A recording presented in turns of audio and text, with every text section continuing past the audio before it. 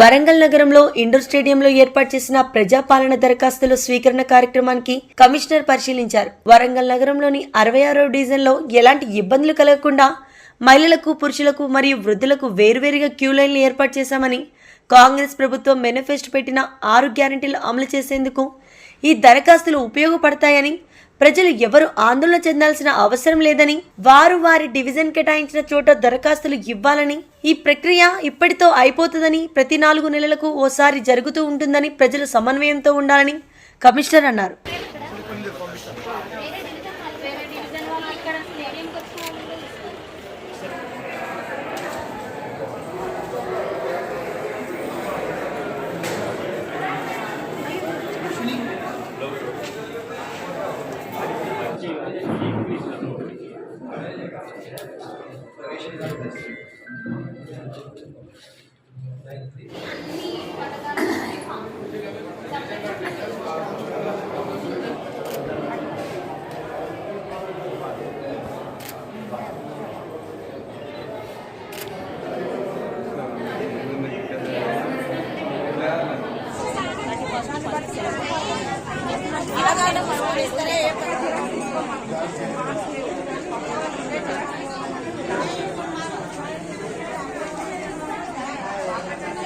So ఈరోజు వరంగల్ మహానగర పాలక సంస్థ ద్వారా 66 డివిజన్లలో కూడా ప్రజాపాలన సందర్భంగా ఈరోజు దరఖాస్తుల స్వీకరణ ప్రోగ్రాం అనేది స్టార్ట్ చేయడం జరిగింది.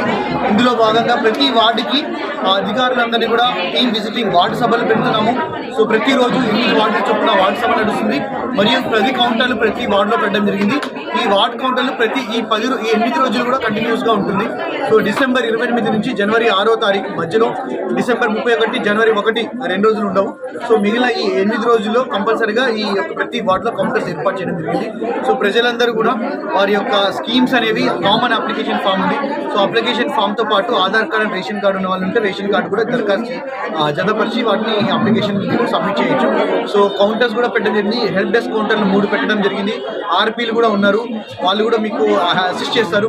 అప్లికేషన్ ఫామ్ ఎలా ఫిల్ చేయాలి, లేకపోతే రాయలేని వాళ్ళని కూడా అసిస్ట్ చేస్తారు. ఆశా అంగన్వాడీ వాళ్ళని కూడా హెల్త్ క్యాంప్ కూడా పెట్టడం జరిగింది ఎవరికైనా సపోర్టింగ్ కోసం. అండ్ ఉమెన్ కోసం స్పెషల్గా 3 కౌంటర్లు పెట్టడం జరిగింది. అండ్ జనరల్ గ్రీవెన్స్ కోసం కూడా ఒక కౌంటర్ పెట్టడం జరిగింది. సో అలా ఓవరాల్ టోటల్ ఓల్డ్ పీడబ్ల్యూడీ వాళ్ళకు కూడా ఒక కౌంటర్ పెట్టడం జరిగింది. సో టోటల్ 10 కౌంటర్స్ పెట్టి సో 66 డివిజన్స్లో కూడా అందరు కూడా ఈరోజు అప్లికేషన్ దరఖాస్తు స్వీకరించడం జరుగుతుంది. కొన్ని చోట్ల కులం ఆదాయం లేదండి, ఓన్లీ 2 డాక్యుమెంట్లు అటాచ్ చేయాలి.